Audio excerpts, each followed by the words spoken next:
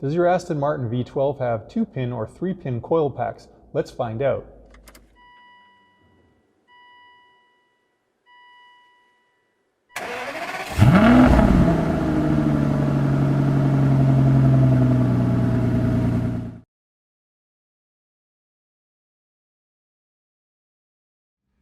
In this episode of Aston1936.com, I'm going to show you how to check to see if your V12 engine has 2 or 3-pin coil packs. Now, you're wondering, why would you care? Well, one of the common ailments of the Aston Martin V12s is that the coil packs get weak and begin to fail.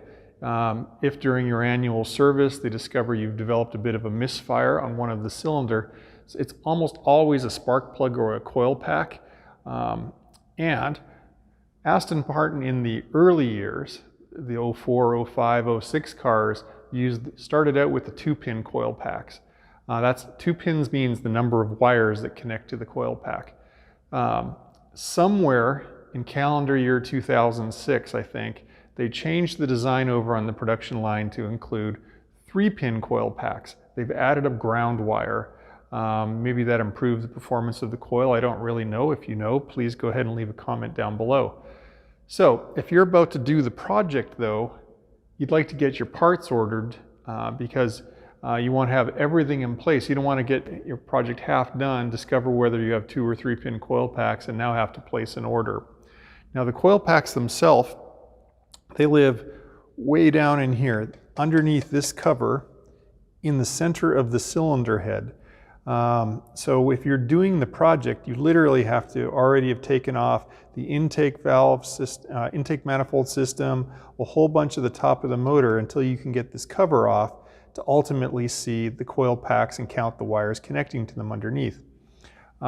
It's really frustrating because even Aston Martin, if you called up their parts department, gave them your car number, your VIN number, they won't be able to tell you. They're going to tell you you're going to have to do it by inspection. So let me show you how.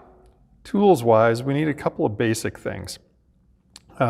We have to remove a couple of T20 Torx bolts to get at the cover, so we're going to do that. Now I have this in a very small 1/4-inch drive format, and I have a 6-inch 1/4-inch drive extension and ratchet.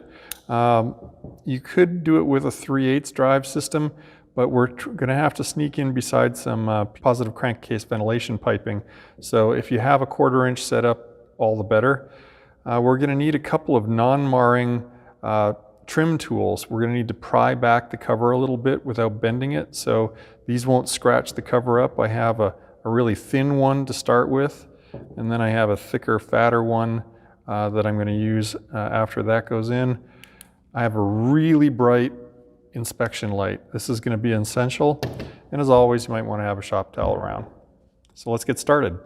So this process is only going to take us about 5 minutes. I suggest you do it with the engine cold. If you come in and the engine's piping hot, you're going to be actually handling the valve cover. So if it's cool, it'll be an easier task for you. Now I need to give credit to this to Mike from Bamford Rose in the UK. I was talking to Mike and he said, oh yeah, you can figure it out in advance. And he explained this process to me. So the first step, after you've got a little bit of fender protection in here, is we're going to go after these 2 screws that hold down the front of the spark plug cover. And this is the positive crankcase ventilation line. It's plastic. You can just sort of push it to the side. And this is a T20 bolt, so we're going to back this out. I like doing it with the extension on because it makes it easier. Now, I'm going to suggest that you're super careful as you get the last of it out here. You don't want to drop this screw down into the abyss. So just go slow at the end as you take it out. The second screw's down here, and with the extension you can kind of get in behind the piping. Just take your time, do the last couple of threads, carefully lift the screw away. So we've got the screws out, and now we're going to try to get underneath the cover a little bit. So the trick here is we're going to use our thin, slim trim tool. we're just going to get it under the front lip here to start with. And it prizes the cover up just enough. Now, if you don't have one of these plastic tools, you might be tempted to use a screwdriver.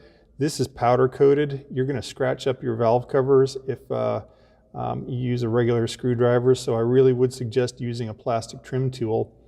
The whole purpose of the first tool is to get just enough height where we can now get in with a thicker tool, and I'm going to suggest you get in towards the back here.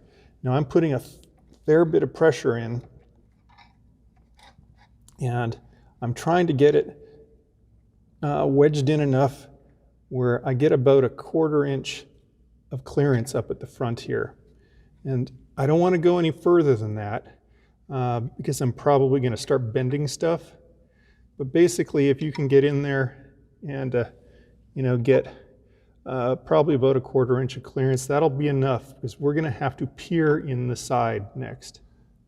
So with the thick tool holding the gap open, I've now positioned my shop light that has a magnetic base, and I'm trying to get it to throw light into this crack straight in, because what you're trying to visually see deep in there is the end of the coil pack and the 2 wires that connect to it. And in this photo, or this shot, you can just barely make them out, which is the whole point. It's not going to be simple to see this, but you can see the brown with yellow wire and a little hint of the green with blue wire. Now, if you're peering in here and you see a black wire, that's the 3rd wire, that's the ground wire, and that means you have a 3-pin coil pack. If you only see 2 wires, the brown and the green, you have a 2-pin coil pack. Now, it's hard to see, and I'm probably going to inset a photo just to make it clearer. If the 2 wires just happen to line up exactly side by side, you might need to get in with like, I don't know, like a wooden skewer from the kitchen and just tease the 2 wires, just to poke them a little bit so that you can see if they've got 3 wires or 2 wires there.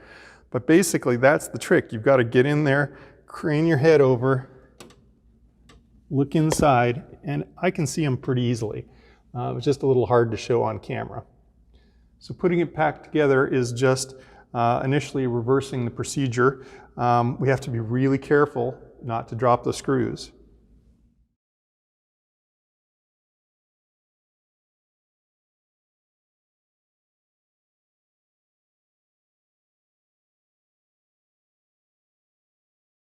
So I've basically run them in by hand to begin with. Now these are steel screws going into an aluminum valve cover. Do not torque the heck out of these. I'm just making them snug. And that's it. Well, that's it. That was pretty straightforward. Now you know if you need 2 or 3-pin coil packs for your project. With that knowledge, you can now give your local dealership a call or go over to Scuderia Parts online and order the right bits and get your coil pack change project in motion. So up here, I'm going to have a link to one of the videos on my coil pack project series. Down here, you're going to find the companion blog article that explains a little bit more detail about what I've covered here today. Go ahead and subscribe if you like to receive videos like this. And as always, I love to hear your comments. Please leave those down below. Thanks for watching.